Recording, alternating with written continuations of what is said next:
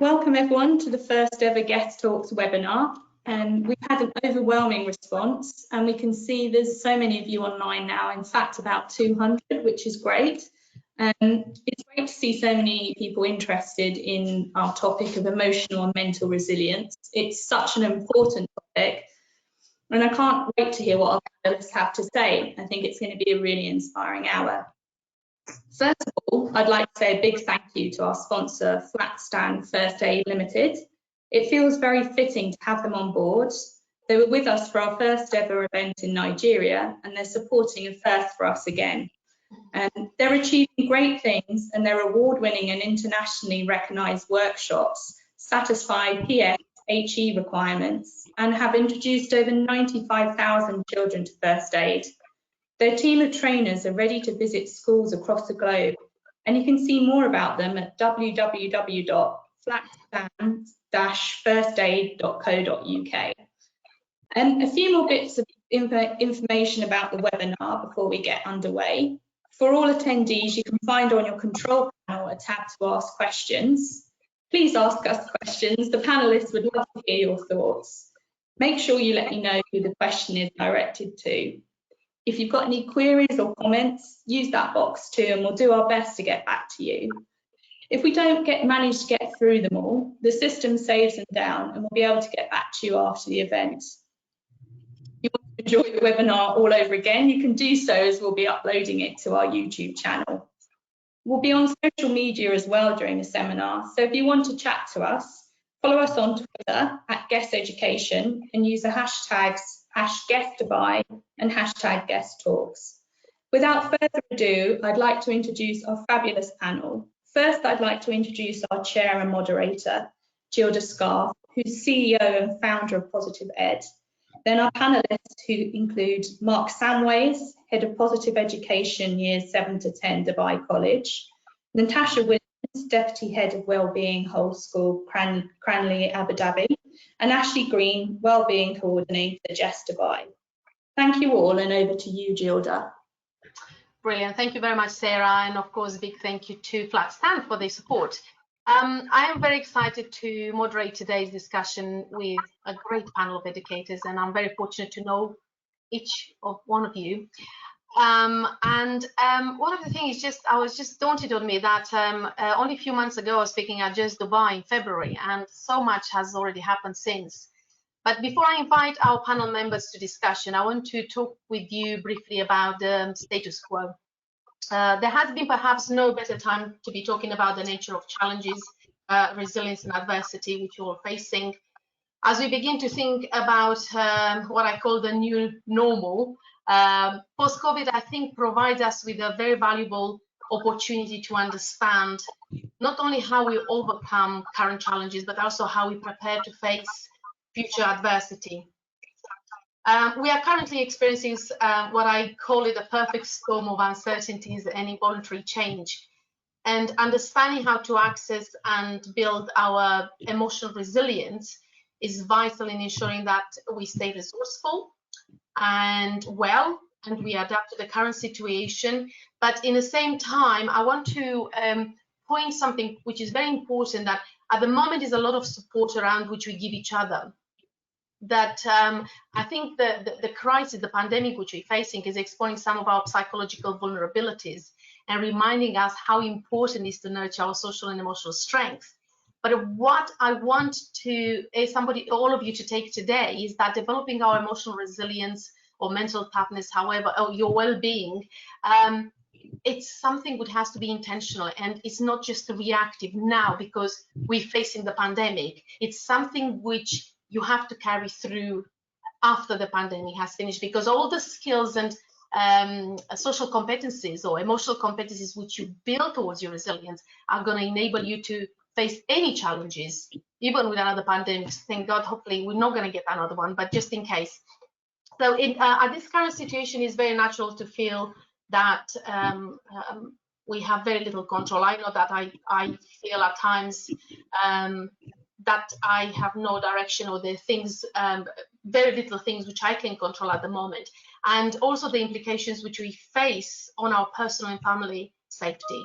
So as we face these difficulties from the daily to the mundane, And I think we all aspire to craft our responses that allow us to rise above it. And realistically, who doesn't want to come through an especially difficult period having learned to adapt in ways that push us to new levels of insight and performance, and adaptability and flexibility are there as well. So from my perspective, emerging stronger and smarter in the face of adversity could be distilled to one or two key notions: resilience and mental toughness. And just a brief thing about resilience as such, psychologists call the ability to bounce back from adversity. Mental toughness is the ability to resist, manage and overcome doubts, concerns, circumstances that prevent you from succeeding, but also about normalizing challenges. Life may not come up with a map, but everyone will experience twists and turns from everyday challenges, and change affects people very differently. So it brings a completely different flood of thoughts. You know, we're very different, we feel differently emotionally, and some of the strong emotions we feel, the uncertainties which we feel, we need to find a better way to deal with it. And the reality is that people do adapt. We just had a brief conversation before we started the webinar, how incredibly surprised in a way we looked at the children, how resilient they have been through these times. So we do adapt to life-changing situation and stressful, but because we have some social and emotional competencies. So before we go into the discussion, one thing I wanted to point out in regards to the resilient side of it is that we have three human basic needs: safety, satisfaction, and connection. They're all grounded in evolutionary history. And while our circumstances have changed, and obviously in the last, 200,000 years, our brains have remained absolutely the same, in largely. The neural machinery that enables our ancestors to think about their safety and finding shelters and getting food, it's very much looking in our today's life the same. So a particular need is best met by the inner strengths which we match to it, and these mental resources that makes us resilient. So when I talked about the safety, we're looking at compassion, being sensitive to the burdens and suffering of our people around us, the grit which we need to have to be resourceful, and the calm side of it, the emotional balance which we learn to by understanding our emotions and managing and maintaining our emotions, but also the courage to protect and stand up for ourselves in these days, and for the other people as well. Because I have to say, I've been incredibly surprised the enormous generosity of people from all parts of the world, from different industries as well, trying very much to aid and help people around in the best way they can. And this takes me to the need for the satisfaction, and this is where the gratitude is so important, appreciating and feeling good about what already exists and we have, instead to keep thinking what is going to happen tomorrow. We don't really know yet. So just focus very much on the things which we can control, but also pursuing opportunities in the face of challenges. Things have changed, but there is a possibility that things have changed for the best. And the last and not least is the need for connection and learning to grow and develop to cultivate our strength, our relationship, our positive relationship. I think I've made more connections in the last 3 months than I have made in the last 10 years of my business, because people are reaching out. Everybody wants to feel connected, supported, but also it's all about the altruism and compassion, which we all have to kind of spread a little bit more there. So without further ado, I'm going to start opening the discussion for you all. And I'm going to start with the question, because you're all educators, you all deal with this unprecedented circumstances.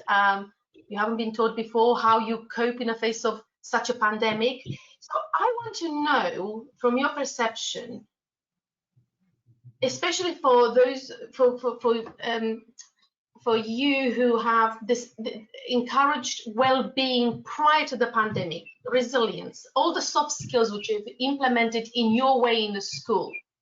Can you tell me, do you feel that at this time it was the best investment as a school leaders and teachers you have made to prepare the kids for challenges and unexpected challenges and adversities? Is there a reward in a way that you have, you feel now that you've done such an amazing thing and you've pushed through all the boundaries and obstacles which you had to implement something which was never been seen before as part of a curriculum, or as a part of, it was there, but was not very much as a conscious level. So Natassja, I'm going to start with you. I know Cranleigh, I know what you guys have been doing there the last 3-4 years. Tell me, what's your perception about that? I mean, I would hope, probably the same as Mark and Ashley, that we would never have to test these skills out as such. You know, I would hope that the children would just have to use them, you know, along their kind of journey, just with different, you know, ups and downs. Obviously, I would never want it to be in this situation. But I think what it's taught us as a school is about that normalising it and about using it at home now. You know, I do think we were starting to embed that culture at school. And like you said, we were really working towards it. But I always felt a part of me that was never enough. It had to go outside the 4 school walls as such.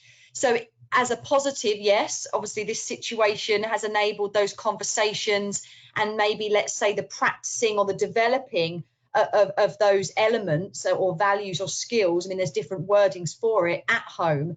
But also, I think what it's put is a lot of, not necessarily pressure, but a lot of ownership on the parents to start to use that language or to role model those types of behaviours. And with that, I call it's the biggest thing has come as an education for all. And even us now planning ahead to, you know, 2021 academic year, that's what we're calling it. It's an education for all. So I think we have gone on a journey, and Mark and Ashley might be able to add on to this, from it being in the school walls and us being quite comfortable with that journey and us feeling quite reassured. But part of that has actually maybe even made us a bit nervous of how do we now, you know, replicate that and develop that with the children, with all of this going on, because it is a crisis for a lot of families, and it is for a lot of families, and actually some families have, and children have related it to even grief in some cases, not necessarily because of what's happened, but those feelings. So how do we now ensure this is being developed and nurtured at home? So for us as a school, that's our next step of bringing the parents, you know, on board even more so. But the positive of that is bringing those parents on board and actually going to them more. How does it look at home? How does that language look at home? And I think the positive about this is that it is a journey for us all, and we're now looking at it as an education for all. But I see it now as the next steps, that actually I think we were quite safe in school developing this. I think we felt quite comfortable, and probably Mark and Ashley felt the same, and we felt we could measure it in the sense of, you know, tutorials or pop-ins or just through relationships in the corridor and discussions. Now trying to manage that, you know, remotely is so much harder, and with that comes a lot of strengths that I'm sure we'll talk about further in the webinar, but also with that comes a lot of concerns for us. But I think the biggest learning curveball is that actually we're now getting our other stakeholders involved in that, and obviously we might talk about staff a little bit later on, but you know, Mark and Ashley might want to add. Ashley, what's your perception? You working in primary school? A little bit different context, different, you know, from secondary school. And obviously, as we all know, you know, it's been a lot of talk about wellbeing in school for some time. How do you is being translated into your school? Well, I mean, something that I really love about our school is, you know, there's that real sense of community, and I know all primary schools seem to have that as well, but it's just something that I hold really dear, and something that some of the staff and I have talked about is how successfully, when we talk about hashtag in this together, I feel like you know, as a school, it's been such a hard but good job about just moving the school online.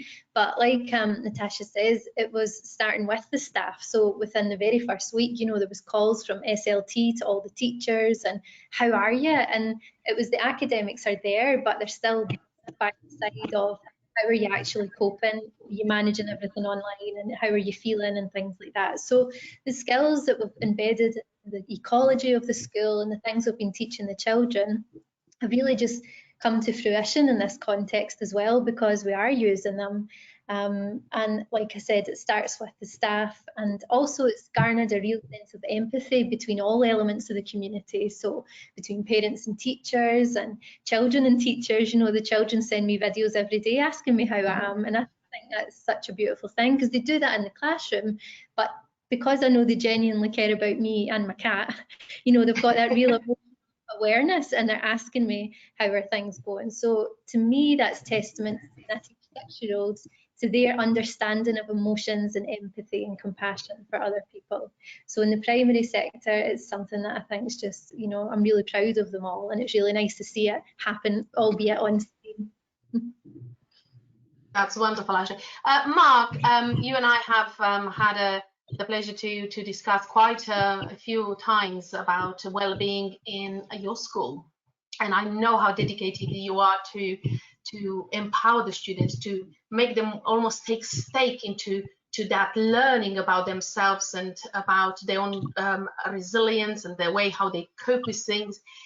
How do you see the transition now, and how do you think has created a connectedness between the stakeholders, the parents, like Natassja was mentioning, and the students? Do you think that the teachers' a relationship with the students have actually improved because of that, because of this, you know, online learning as well? Because it's so different, isn't it?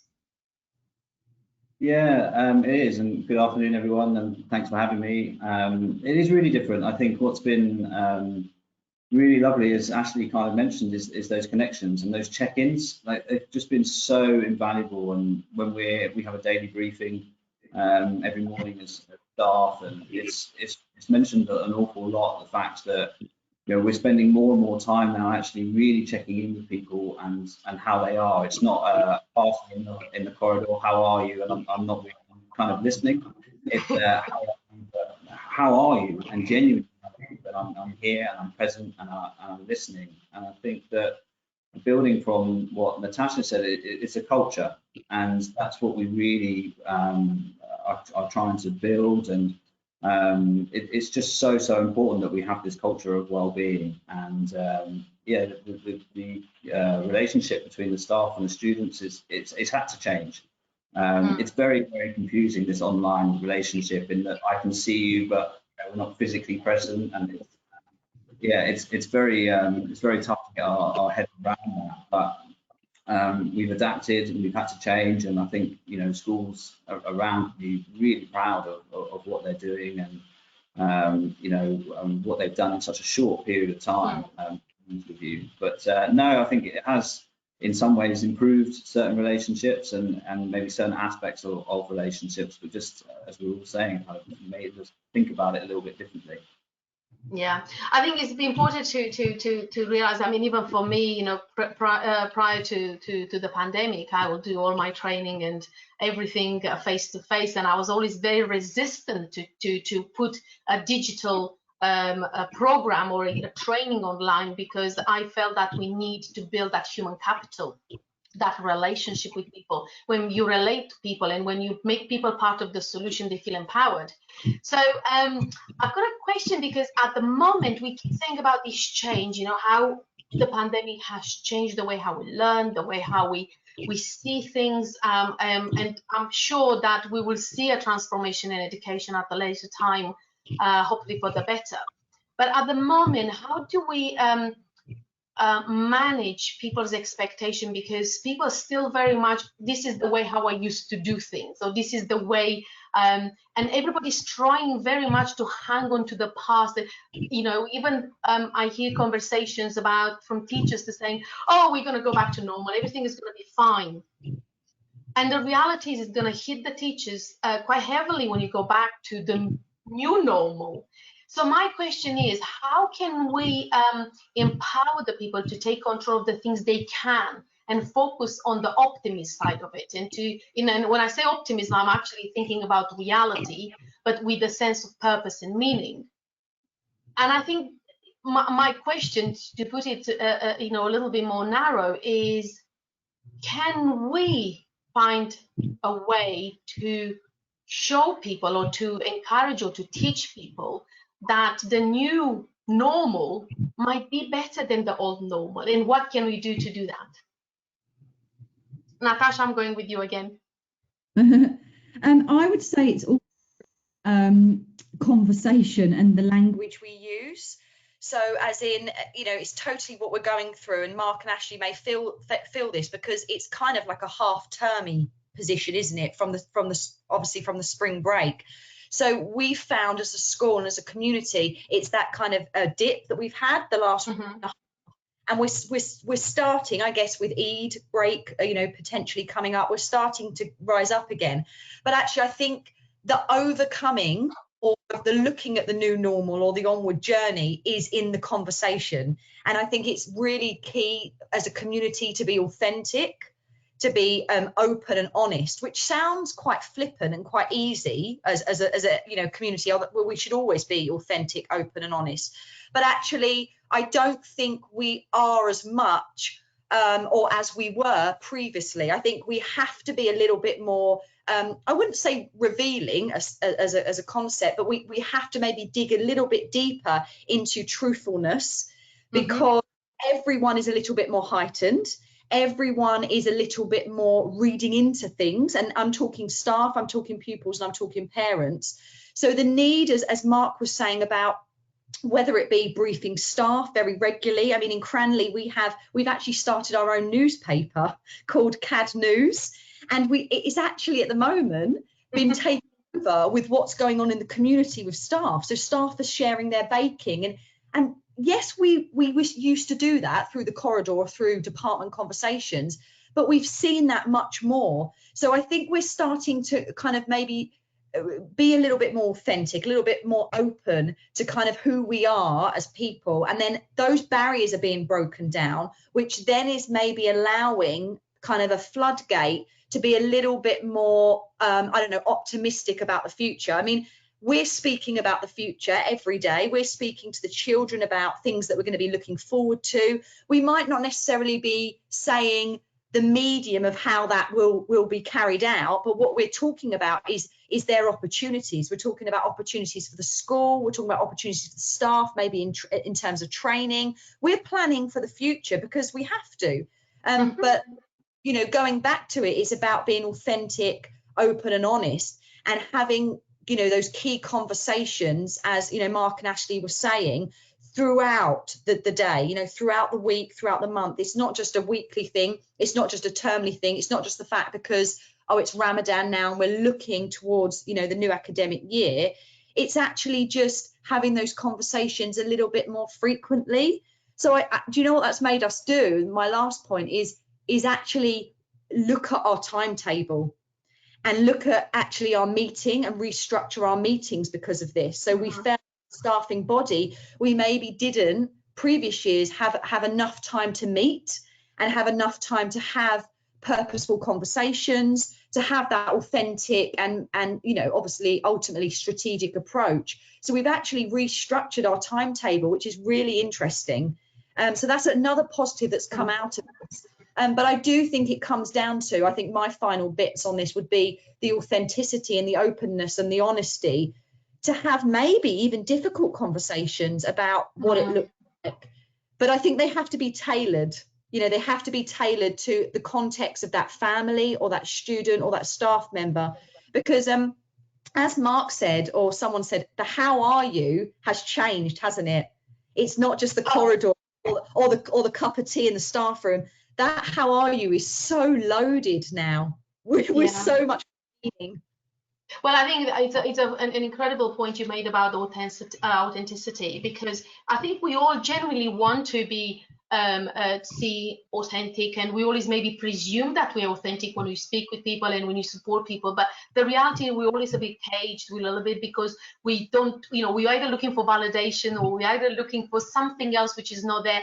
But my experience working with schools for the last 10 years has been quite interesting, because I can see the shift.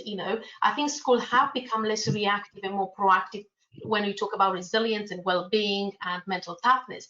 But my question to you, and I'm going to go to you, Mark, now on this one, is my worry is that at the moment we are reactive to a situation, to an unprecedented time. How do we maintain this? How do you maintain the momentum? At the moment, you said, Natassja mentioned about connectedness. We all connected, we all more authentic. We all care, actually, when we ask people, how are you, Mark, today? I actually, intentionally, I want to know. I don't want to say, oh, I'm good, thank you, and then I move on. How do we create this kind of, and maintain this kind of connections, because my worry is that we're going to go a little bit backwards, because this requires conscious and intention. It requires creating a habit. It's not something which you kind of do it for a couple of days and then we go back to new normal.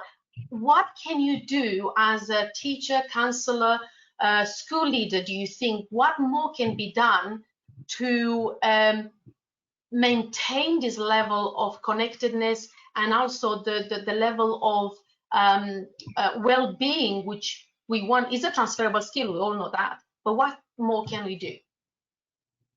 I think the great thing about this is that we're having to do it now. So as you say, we're creatures of habit, so we're getting used to doing it, we're getting used to normalizing it, we're getting used to having those conversations and actually sitting with those conversations. So hopefully it is becoming the new norm. I think that, yes, there is a danger that when we go back that we fall into our old habits. As you say, we are creatures of habit, and that feels very comfortable. But if this whole situation is teaching us something, it is to sit with that discomfort. There's an awful lot of discomfort at the moment, and we're all trying to manage that in our own way. But I think the fact that we are creating this new norm, we are trying to be as connected as we can. Perhaps our values are changing, perhaps we are seeing things in a slightly different way in terms of what's important to us and maybe what isn't so important. I think we're learning an awful lot of lessons from that. But we're talking about agility, and one of the factors within that is being able to be mentally agile. So seeing things from a new perspective. So I think from living this, we're seeing it in a different perspective. We're having to see it in that perspective, and we're hopefully seeing the benefits of this newfound perspective. So I'm really hopeful that that from seeing the benefits that we will continue it. But if we don't, then it only takes somebody to remind us. The good thing is we are a community, and it just takes somebody within that briefing to say, it feels like we're going back into old habits here. And I actually really valued when we had that check-in. Do you know what? We ditched that meeting. We didn't actually talk about the agenda. We actually had a check-in, and I really enjoyed that. So why don't we include that for once a month? And let's all commit to that, and let's all make ourselves accountable to include that within our structure. So yeah, I think just merely by living this whole experience, that we are now hopefully seeing the benefits for that connectivity. That's great.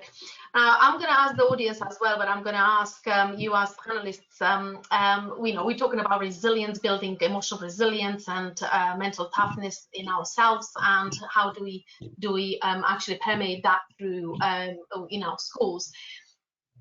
I have a question for you. Do you think resilience is something you are born with? Do you think it's an innate skill?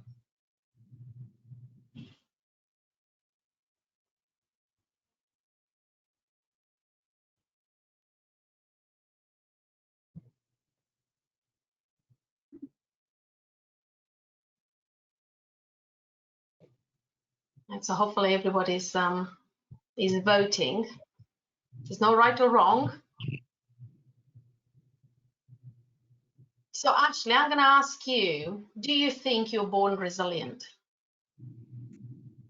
I think obviously everyone's born with different traits, aren't they, and things, characteristics. So I think then people have elements of resilience when they're born, you know, but again, and of course I always look at it from a primary perspective. Children learn from the adults around them, so if adults display resilient tendencies and actions and things, then children can become more resilient at an earlier age. Of course, you can teach resilience explicitly through school programs, because the moral education program talks about resilience when the kids get to year 3. So it's and obviously the Penn resiliency program. So there's lots of programs that children can be taught resilience, but I do think from a young age there's also a heavily weighting on what they observe through parents, people around them, teachers and things like that. So I do think you can be born with elements of resilience, but I think external have obviously got a huge input as well. Natassja, what do you think? I agree with Ashley. You know, I think environment plays a massive part on that. You know, as well as cultural understanding and values. You know, what you experience at home, and I think what sometimes maybe not necessarily a struggle, but maybe we struggle as kind of well-being leaders is if we're working on a certain way to kind of role model resilience in the education system or in our communities, and that may be viewed differently to at home with the family, and that doesn't always mean it's a negative, but sometimes I think that can impact in a positive way on how the child responds to that, or it can be challenging in terms of maybe the miscommunication. And I know that I always promote to our community, and especially to our parents, and even more so now, to have those really key conversations, to speak, because these words can become very loaded for some people. They can become, misconstrued for some people. They can be miscommunicated. So I always say, when we bring up, these types of values or skills or character traits or personality traits, however you want to word it, or the umbrella term, I always say to the children I'm speaking to, or the parents, is, well, what does it mean to you? Because it may mean something very different to Mark and Ashley as it does to me, but I guess it's the outcome, and it's what it's given us and how successful it is for us in ups and downs. That's what we kind of want to look at or measure, or but I always say to parents, talk to your children about what it means as a family. How does it differ from in school? How does it differ from at home? What does it mean to dad different to aunt or to grandma who's much older? And I think it all comes down to having and normalizing, someone's already said it, normalizing that language and it becoming part of your everyday language. Because actually, if we're really honest, and it may be different for Ashley and Mark, we're going to be working towards at Cranleigh, looking forward at language, because we're throwing these words around, and so is the world. But actually, when we say it to children, they may know how to maybe show it in a different way, but actually when they can't always verbalize, and that's not a negative, but they have to be taught, don't they, that language, or and have those views. So I would say it comes down to actually having a discussion about what it means to them, what it means to us as a community, and then doing a roadmap of how that looks. But I think they actually have to feel it. And that's sometimes really hard to measure, isn't it? They have to feel. It is. Yeah, it is. And I have to say, one of the things which is really current is the fact that you said about the language, and I work with so many schools, and I'm still really surprised at times when I go to a year 10 or 11 and I said, can you give me an example of emotions? And they will come up with about 4 emotions, because they just can't articulate exactly. And even if you say between anger and frustration, they think they're kind of the same. They're not able to actually use the hierarchy of thinking so I think it's a very good way of saying that we are throwing away around the words, well-being, resilience, mental toughness, however you've got, but sometimes we don't define it because we expect to be a simple definition which is general. It isn't, because we all react very very differently. So when you think about, resilience involves bouncing back from difficulties, right? So that's the first thing people think, but also involves a profound personal growth. Well, these adverse events, it could be like I don't know, like a rough river waters. They are painful, they are difficult, but they don't have to determine the outcome of people's lives. And there are so many aspects of life you can control and modify and grow with it. And I think sometimes if we don't teach in a way explicitly, I think sometimes, especially young people, don't quite know how to relate to the words, and therefore, when you talk about the act, think, feel, typical, proper cognitive behavior therapy, we say wherever you think, you act, and then you feel. Then all these elements, if they are not able to recognize them, then they will not be able to regulate them either, do they?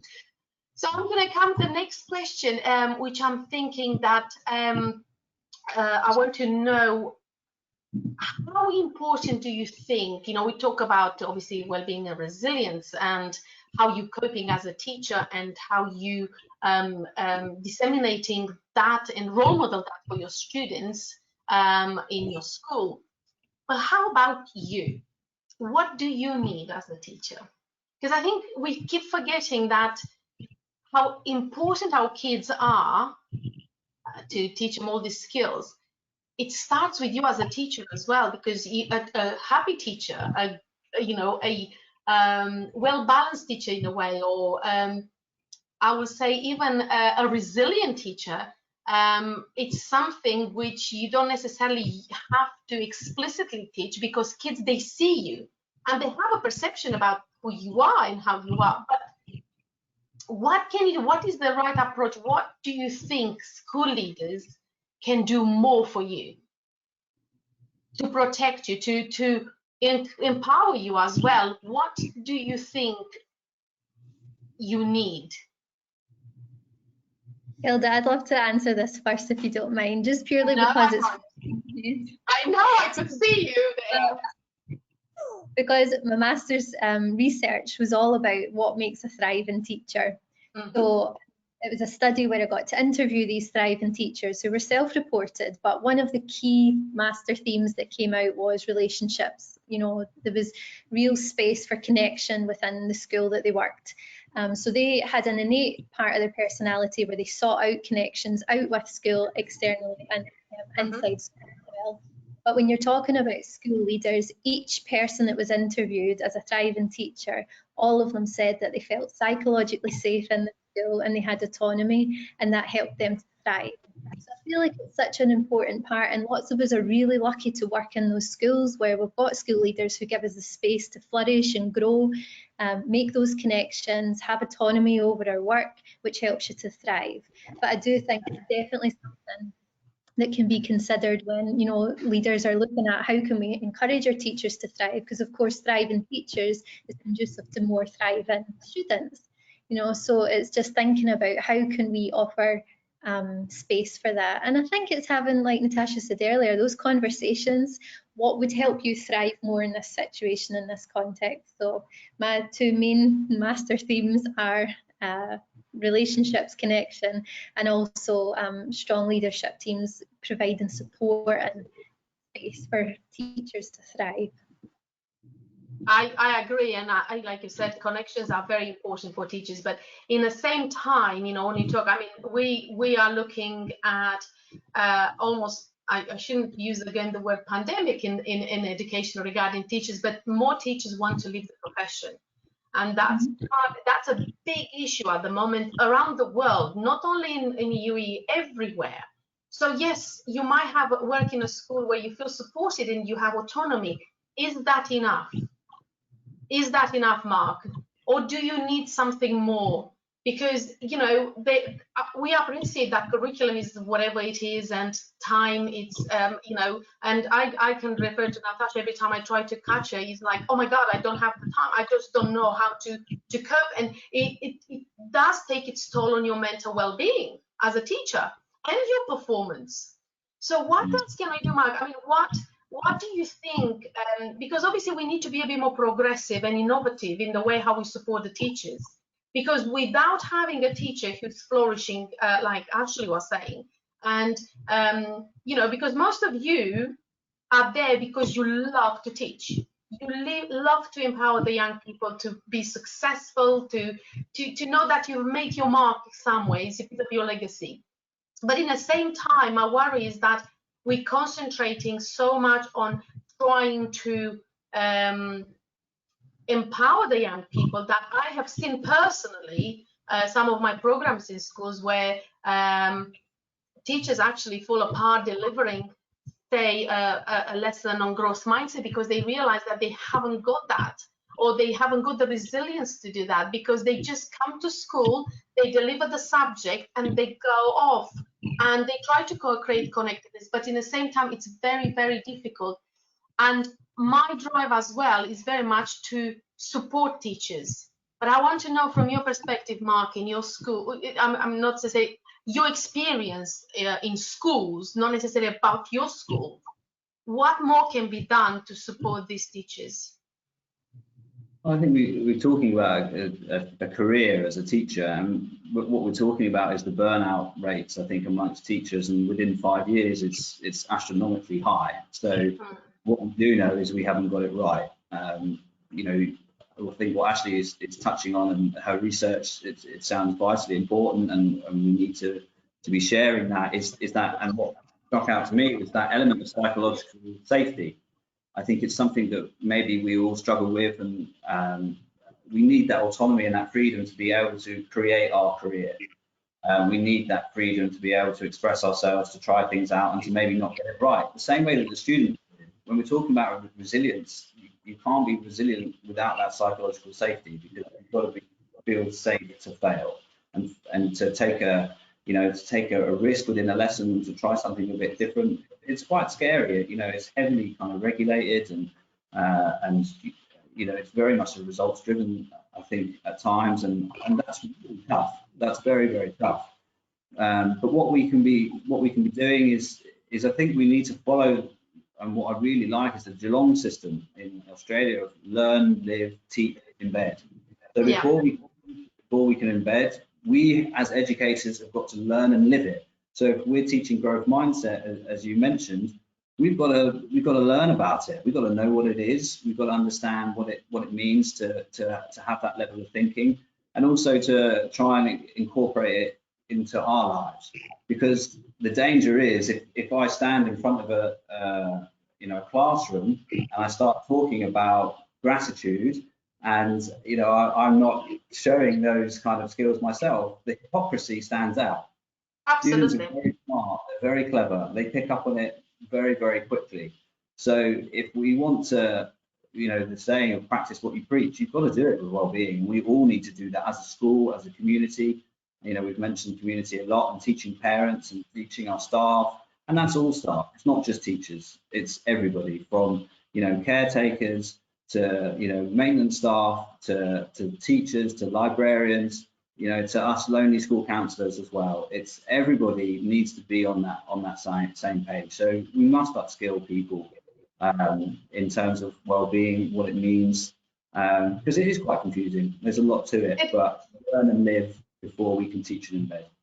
No, absolutely, and I love that model as well, because it's very important to feel connected to what you do, and then you feel more value. But another element which I like very much is coming from the Finnish education, is about trust. You know, you say about the Geelong model about live it and embed it, but you will feel much better, or you will feel like we're talking about the psychological safety, when you have that trust with your leaders, and trust within your leadership as well, and your teachers, that you know that if you say, let's try this, then people will say, you know what, let's give it a try. Because I think the bigger problem which I've seen personally in schools is that it is very much top down.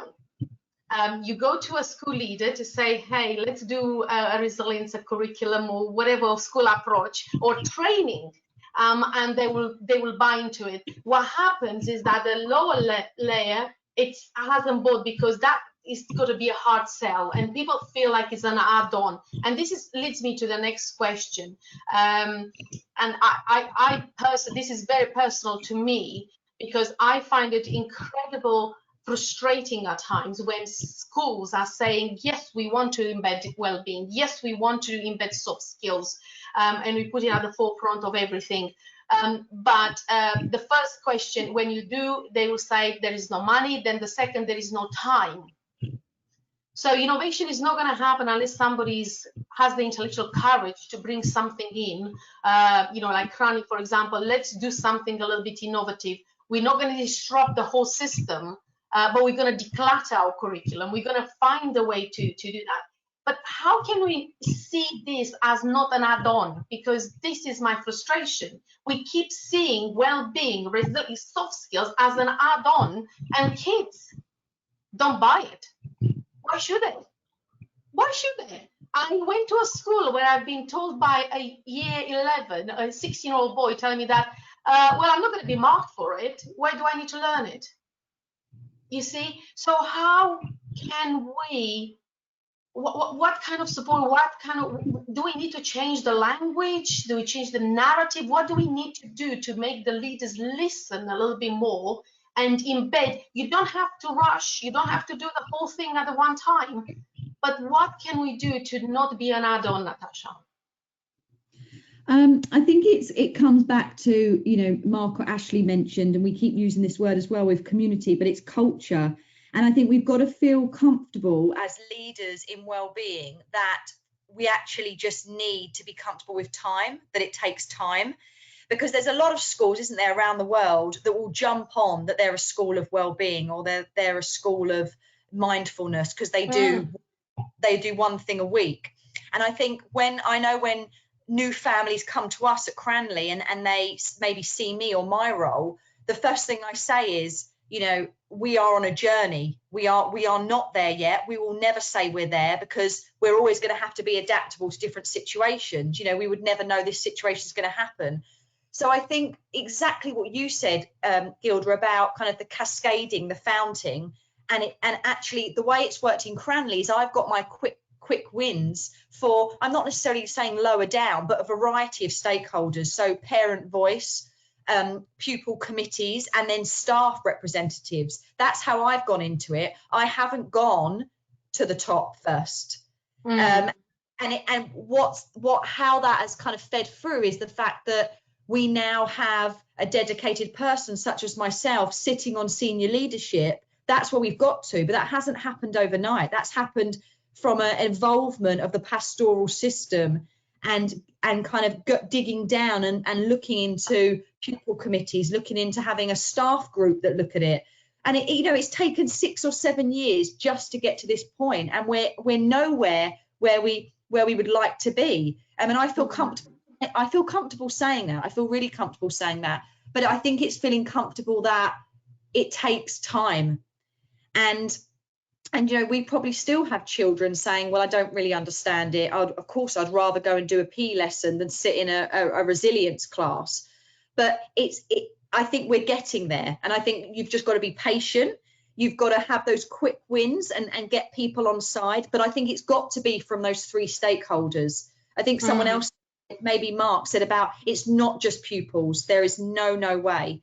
So, whether it starts with, and those people that are listening out there on this webinar, whether it starts, you just have a meeting once a week with those staff members that are interested in it, or whether you create a little pupil community and you build, and then you start to become a little bit louder, because I always say that pupil voice is the biggest gear stick for change.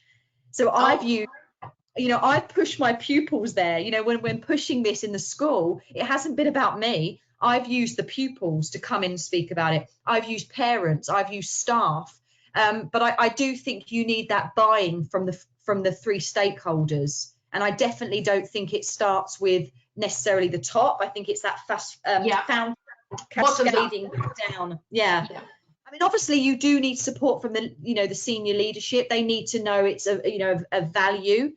And I guess I'm coming from a school that sees it as value. So is Ashley, so is Mark. Otherwise, we wouldn't be in these positions. So you've got to have, you have got to have some part of the balance of the top down and them seeing that, and I think it's got to be part of your culture. But that takes for us, it takes time, and we're still on the journey where we've got a long road ahead. I think it's very important to thank you for that, Natassja. It's very, very important to mention that well-being or resilience is not something which is developed overnight. And I think most of the people think, and I have encountered as well, leaders who think that, well, if you put something in place, is it going to give me this result in 12 months? That's not going to happen. And I think this is where we need to kind of keep the conversation going, to realize that this is a journey. This is not an end goal. Well-being is not an end goal, because it's not going to work that way. And also, this needs to be implicit and explicit taught. Both, they need to be interconnected and to be, and actually, you know, in your school, and obviously because you're in primary school, do you find that in a way a little bit easier to, because obviously the earlier we start with young people, the better it is, right? So we know that by the time they are young people are about the age of 15 or 16, they already kind of have habits which might be good or bad, and it's much harder to change that. But you work with the primary school, and would you like to see kind of the soft skills built in instead of an add-on? Do you think will benefit the young people you work with? Yeah, like I've always, for years and years, always specifically talked about mindfulness first, about, you know, there is no reason why a 3-year-old can't be introduced to these practices and then build on it year by year. But we also have 2 campuses. We have another primary school and a secondary school. So when we think about, you know, offering skills at any age, like you say, you've got to start somewhere. But something that our school did is, like Natassja said, we had conversations, and in any school there's pockets of people that want to start this if it hasn't started already in their school. We decided, and our director was really instrumental in this, so we've been really lucky, to start from the inside out. So we sat and said, right, what is it we want? What fits our context? Because a lot of the things aren't one size fits all. You know, you've got to look within your context and what's needed within your school. So we now have a strategy team where we're meeting and starting to map out the journey, what it's going to look like over the next few months, what it's going to look like now we're online. But originally at the start of the year, we just started with a blanket character strengths, one thing to begin with, so that we can all learn the language of that, really embed it. So we talk about character strengths in the music classes, we talk about it in PE. So it's a common language between all teachers throughout the school. So my advice would all be, like you say, start with a group, map out your strategy and decide what fits your context, and just start there.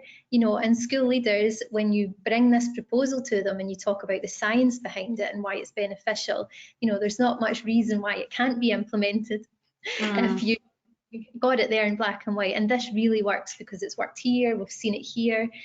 So I think it's rather trying to introduce too many things at once. What does your context need first, and start there. Thank you, Ashley. But I just have to put this at the forefront. You all are very well experienced, and I think some, you know, we just have to cater for some of the schools who might not have somebody like you, Ashley, or Mark, or Natassja, who have a wealth of experience, but also you have a good grounding of understanding about what actually the science of well-being is, what it actually resilience and character strength is. What happens with the schools who haven't got that kind of teacher, you know, upskilled to that level, and obviously they feel frustrated, and because my perception always is that you need teachers who upskilled to have a good understanding to be able to disseminate something like that. But what will be your Mark, and I'm going to ask you this question. What these educators can do in their classroom, what tips can you give them to make these small positive changes?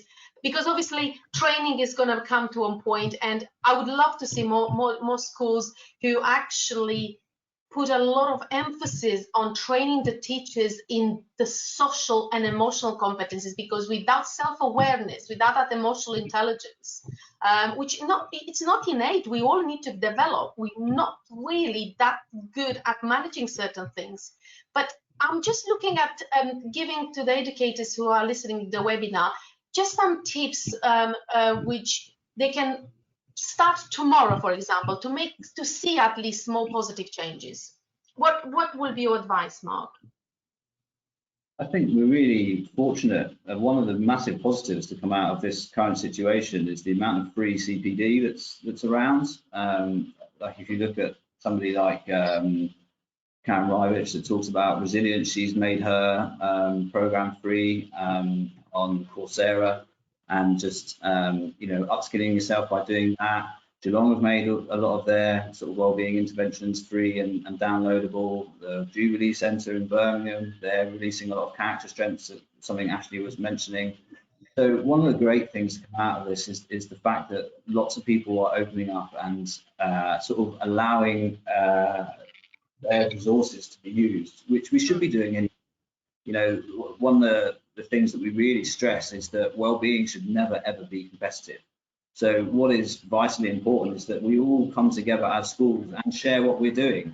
I know from our perspective at DC, is our intention is to share our program, so we're measuring its impact at the moment, and hopefully we'll get some valid results. And if we do, we can show that our program actually works, we're happy to make it available to the community. So, because as you're saying, there's a lot of cost involved in investing in wellbeing, but it's doing what you can. And similar to what Ashley is saying, pick something. We looked at the PERMA model and we chose the relationships, and we just stuck with that. And what does it look like if I improve my relationships by 5%? So with students, with other teachers, how do I do that? And making very small changes, because I think, and again, Natassja's mentioned this as well, is that it is really overwhelming, and we want results, we want them now. But we're sort of about 3 years into our journey, so we're perhaps a little bit behind Cranleigh, but that's okay. It's going to take ages, and it's allowing yourself that time, but just upskilling where you can and reaching out, because there's so many great people within this region that are doing some amazing things and that are willing to give their time. So looking for the resources that are readily available out there, which are free. Taking that time yourself to upskill yourself and to take ownership of that, and then give it to your community. And there will be like-minded people, Natassja and Ashley have mentioned about finding people in your community that share those values and share the load. And you can do a weekly CPD session or monthly, and you take this month, you take this week, or whatever it looks like. But just, you can't do it on your own; it won't work. No. So share it out. Look at what is readily available, and definitely reach out to some of the other providers here. And I'm sure I'll speak for all of us and say we're more than happy to connect with anybody that's listening. Yeah, I agree. And as I said, if anything has extremely good has come out of the COVID and has pushed us is to be able to share our expertise for free. I do a lot of webinars for free, and it's just raises not only the awareness but the importance of what we're trying to do in the schools, and how do you want to equip the children to become the architects of their own well-being and success. But one question which it keeps coming back to me, right, we build the resilience, we know that there are all sorts of ways of doing that in schools and supporting the teachers as well.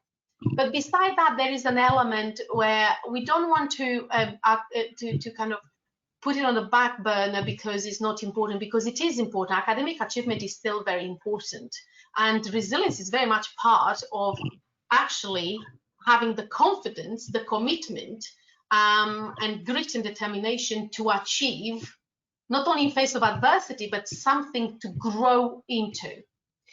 And this is a very difficult time for the students and for you as teachers. How do we build that resilience in our young people to motivate themselves to carry through in these uncertain times, and with different tools which they haven't done before?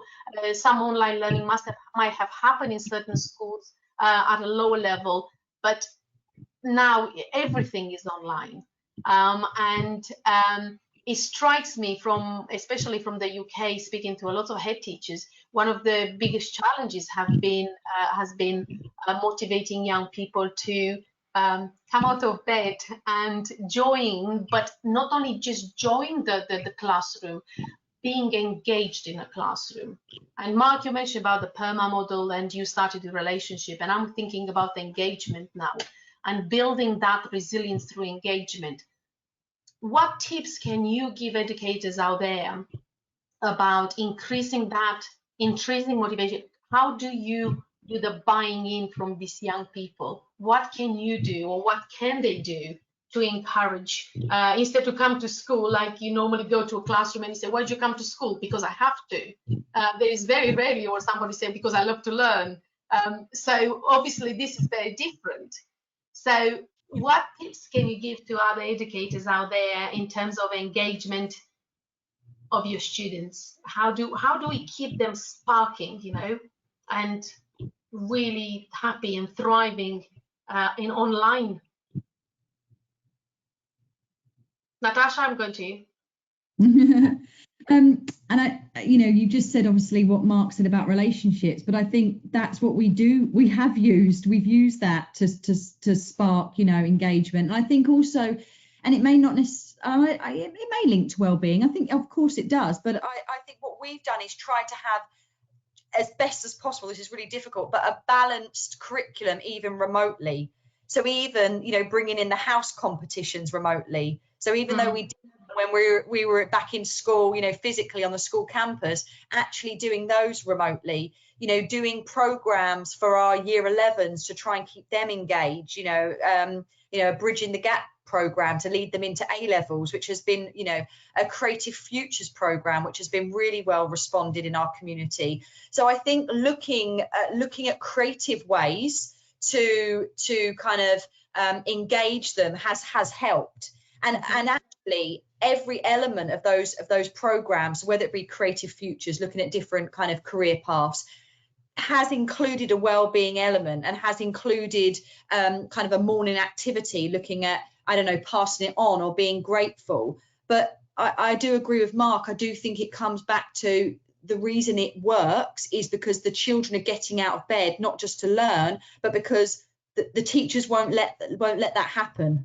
That there'll be follow-up conversations, because the well-being and safeguarding comes way before them, logging in and doing that activity or accessing that platform. So I think the reason it works so well in Cranleigh is because no child is allowed to slip through the net. That child knows, oh, if I don't get up actually out of bed, so-and-so is going to be on me saying, where am I? So I think those relationships, it is absolutely key. If schools haven't got those relationships, then those children probably are not going to want to jump out of bed. I know at the moment we're doing like sharing best practice at Cranleigh and doing some kind of dropping in and out of our lessons. And I sat in on a maths lesson, and they were learning about trigonometry. Of course they're not going to, well, some may want to get out of bed for that, but actually it's because they want to make connections with their teachers. That's why. So I think it does come back, to what, Mark was saying about relationships for us as a community. They want to get out of bed because they want to make that connection. And that's all we keep screaming about, that because we're so far away, we have to find ways to feel closer.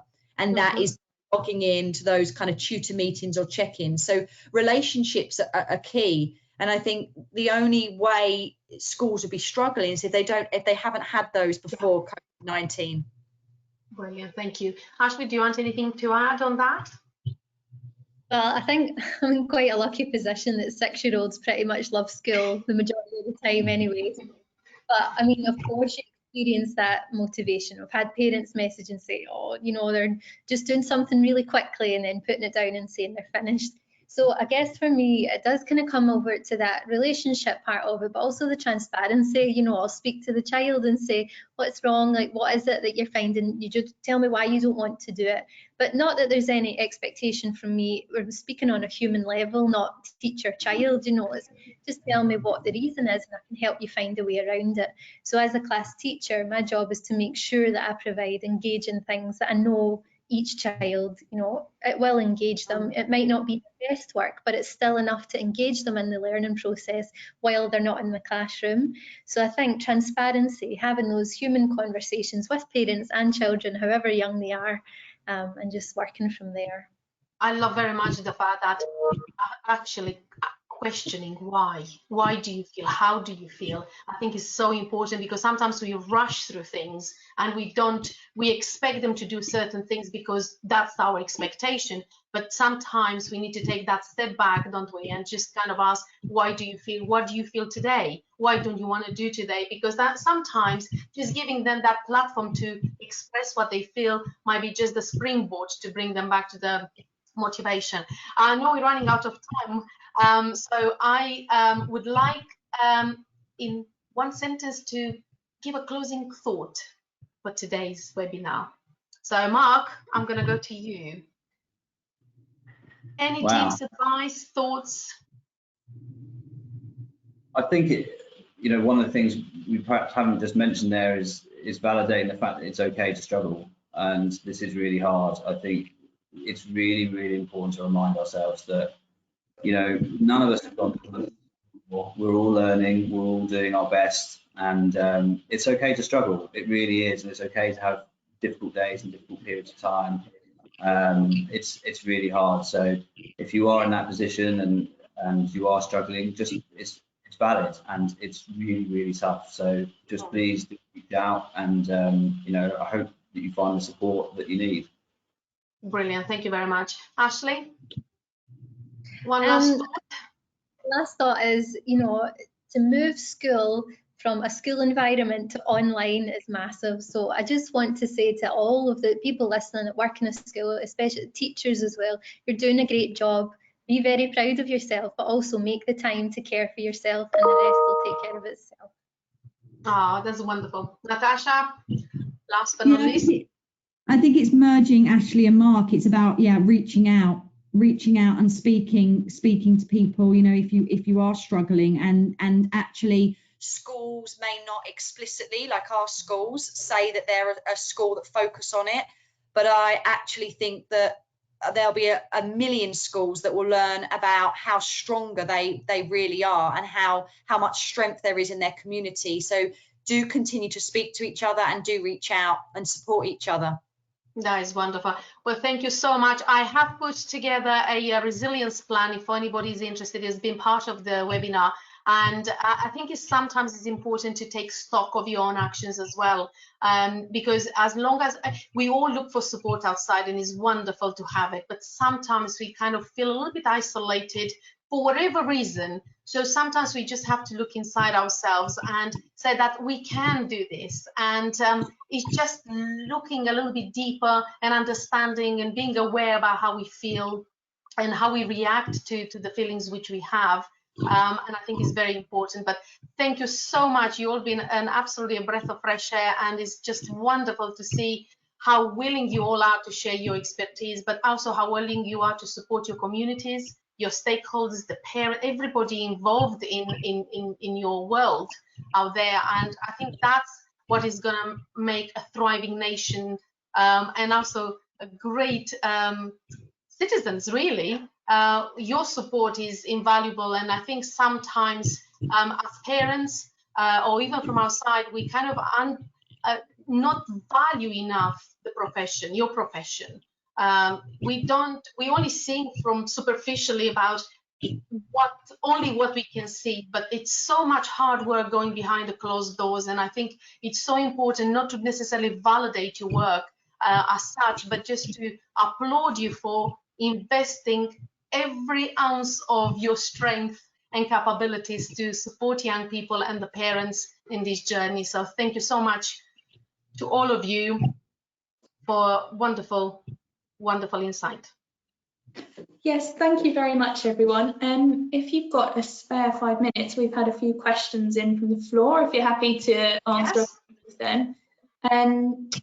One of the questions came in from Angie, and she says, it's been 8 weeks of online teaching, and I can feel there can be a dip in productivity and motivation. How do teachers keep students motivated? Well, I'm to answer that question. Mark, I'm going to you. Well, you picked the non-teacher amongst us, so I know. It's a reason why.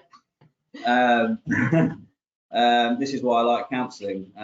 But I think what's really important is that we've got to reassess each and every day, and if not each and every week, about what our goals are. And we have moved from an online, an in-person and in the classroom to an online system. Maybe our productivity isn't going to be what we'd hoped it was going to be, or what we'd expected it to be, and that's okay. It's okay for it to dip, and it's okay for it not to be exactly how we would like it to be. But if we are checking in what our goals are and doing it as a department as well. So imagine if you're feeling it, you're not going to be the only one that's feeling that way. So voicing it in your meetings and amongst your community, and say, okay, I'm struggling to get this done. Anybody else in the same place? And okay, what else do we need to do, and how do we kind of combat that? But you've really got to keep reassessing what our goals are, because if we keep setting the same ones as we had when we weren't in lockdown, we weren't on an online platform, I don't think that will lead to success. Because I think may I add one thing on that as a non-teacher as well? I would think that it's so important to actually encourage children to find the meaning in what they do in a day. And I think, sounds a very big goal, but, if you find meaning and purpose, little things, they will spark bigger things. And I think that is the most important. From my point of view, that's the most important thing. I've got a 16-year-old son who, if he wants to sleep till 12 o'clock every day, he would. Why am I getting out of bed, Mum? I don't have to go to school. I don't have to earn anything till September. So it is very hard as a parent as well as the teacher. But I think if you find little things, and exactly like Mark said, little goals, but I'm going a little bit one step further about meaning, finding that meaning and purpose in a small thing, then I think that will spark up something bigger, and they'll give them that zest to carry on and the grit and determination to carry on. And we've had quite a few questions about solutions and online resources, so I'll perhaps share those with the panelists after, and they can share that with me, and we'll pass it on to the attendees. But one of the questions was about sort of any solutions for areas where there are less facilities for online lessons. So I guess areas in the world where it's more remote. I don't know if there's any suggestions for that, or any places people could have a look for online resources. You people who haven't got access to online resources, is that what you mean? Yeah, I think people who struggle, particularly, we've got quite a few people in the audience in Indonesia and places like that, where perhaps infrastructure isn't as good as other places in the world, and it's just how they maintain connected and help be positive. And I think it's reaching out. I think that's one of the most important thing. And all the panelists, they said today, reach out for support. But I think it's very important that some of the schools, they might not have even a policy in place about well-being or about anything about soft skills. So I think it's very important to think first, instead of terms of resources. Think about what you're trying to achieve. What is it, the first element that you try? Because if you think too wide, I want resources for well-being, what does that actually mean? So you need to know your cohort, you need to know your students, you need to know what is most needed for them, and then reach out, because there are so many people, including companies like myself, who provide a lot of free resources, free training. And I think it needs to start, if you haven't got the resources, you need to kind of break it down, from my point of view, to what actually do you need, and then reach out to people like Mark or Natassja or Ashley, and I'm sure they will be able to share. Okay, and the final one, which I think is quite a good one to end it on, someone's asked, what skills do you think students will need the most when they come back after the current pandemic? I think we all have a say. Natassja, that's a very interesting question. I would be really, from my perspective as well, I would love to hear everybody's thoughts on that. So Natassja, would you like to start? Sorry, Sarah, was it what skills will they need? Yes, I think they mean in terms of transferable skills when they come back. Well, I always say to the children, it's about having like a tool belt to give them an image.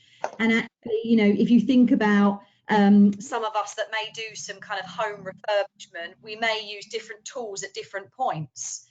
So, you know, you may get your hammer out, that could be your resilience, and you use that, you know, or your chisel that may be your grit. And you know, sometimes some drop out, don't they? And you lose them and you have to find them again. They're in their back cupboard. So I think I always say it's a personal journey, and that isn't me fobbing off the question, but actually it's coming through this and then going, well, what have you built? You know, and not having to, I think there's too much in education about comparisons, isn't there? Of course, there's too much in terms of what have you got and what have I got? You know, I think it's more about, well, can we utilize that from each other? Can I borrow your hammer and your resilience bit, and can you lend me yours? So I think we bring our tool belt, but actually what's in that is different. I hope that there'll be a variety of skills and values, and there's lots of terminology around this that the children will bring. But do you know what I think? It's the stories. So no matter what, if they fit, they may go, oh, to be honest, Miss Williams, I feel completely lost. But actually what everyone will have from this is a story. And then if we break down that story, then we can actually find out maybe some of our character strengths that Ashley spoke about, or maybe some, you know, other kind of the positive action side, the positive ed side that, you know, Gilda talks about. But what we will have is a story. So I think if we take it from that side, and then what comes out of that is what we learn from that, what we maybe get rid of, what we build on. So I wouldn't necessarily say it as skills. I think children will come. I don't think we can say what skills. I don't think all children will come with resilience. I think some will learn others. But I think what will all come out of is a story. And from that story, then we can start to break it down and actually find out what we've learned about ourselves, what we've learned about our families, what we've learned about everyone sharing one bathroom, you know, and trying to get in the mornings. That can be crazy for big families. But through those stories will come learning opportunities, and will come skills, but that has to come through conversation. But it'll be interesting to find out what stories everyone will have to share. Great. Ashley? Or Mark? We can hear you. Maybe Dubai, yeah, I think the joys of the internet in Dubai might be playing. But I think, you know, the common theme throughout what we've spoken about, and certainly what I'm discussing both within sort of my wellbeing hat and the counselling hat, is connectivity. So I just hope the skill, and maybe something we really value after this, is that connectivity and real, and paying more attention to that connectivity, because I think it isn't for everybody. We've got to remember that some people will actually be flourishing within this environment because maybe they do find it a bit more difficult to connect with others, and some people will be really struggling. But what we do know is that connectivity is important, whatever that looks like for each individual. So I really hope that throughout this, and when we come back, we place much more of a value on that. Yeah, we learn to connect on a much deeper kind of level than perhaps we were before. Thank you, Mark. I think from my point of view, I think there are three skills which I would love to see growing. One is the self-awareness, which I think is very important.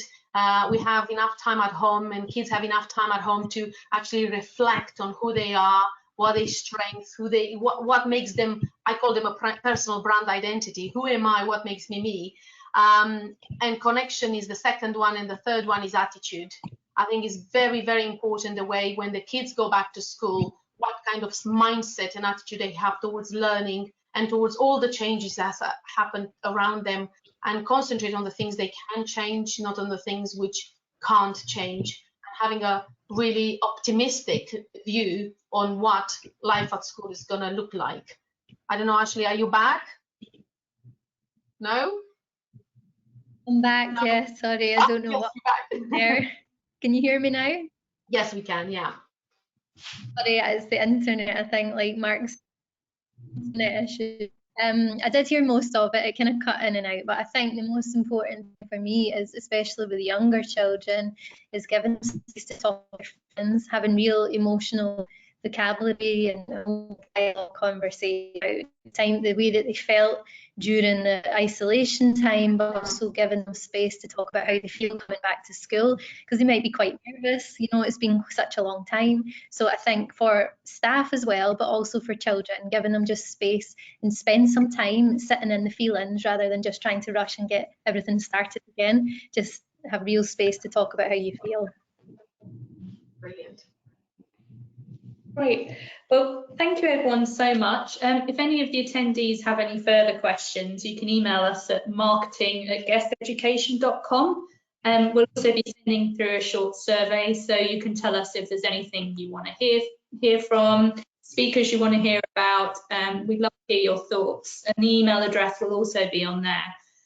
A big thank you again to our sponsor, Flatstand First Aid Limited. Don't forget you can find out about their fabulous workshops on flatstand-firstaid.co.uk. A massive thank you to our panel and also you, our audience. We hope to see you again soon, and we'll be doing more webinars in the coming weeks. Keep an eye on our social media at GESS Education and your inbox for more information. Thank you. And Brilliant. Thank you very much all. Thank you. Thank you, everyone. Bye.